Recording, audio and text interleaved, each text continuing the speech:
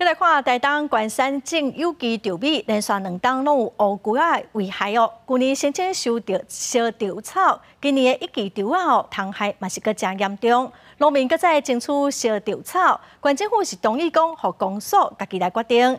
也毋过附近的鹿野乡哦，农民争取要烧稻草来除虫，也毋过县政府是表示讲，鹿野无合规定，所以并无同意。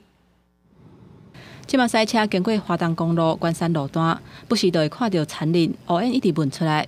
这是有民意代表替农民争取的，向关山镇公所申请，开放予有机产区会当烧稻草，防治几啊要食乌龟虫的危害。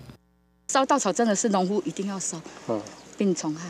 真的很抱歉哈，但是呢，我们要解决这个害虫的问题，我们要解决虫卵的问题，我们要解决这个1、2期稻作时间太赶的问题。关山镇公所强调讲，烧稻草有分区，而且是固定时段来烧，嘛有规范省道公路、学校甲病院附近50公尺内袂当烧，敢若开放1000多公顷会当烧。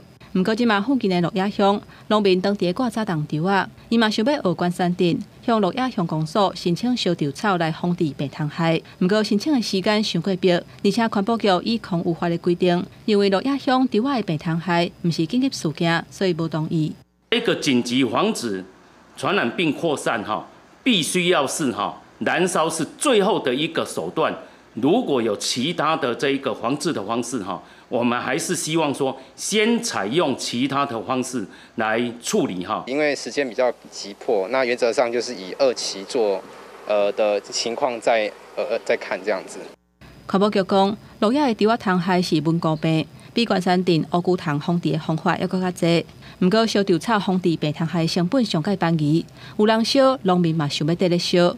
因为县政府有相定的标准，只要有议员争取就开放。按算摆动稻仔期间，卖强力来运作，争取会当烧稻草。记者综合报道。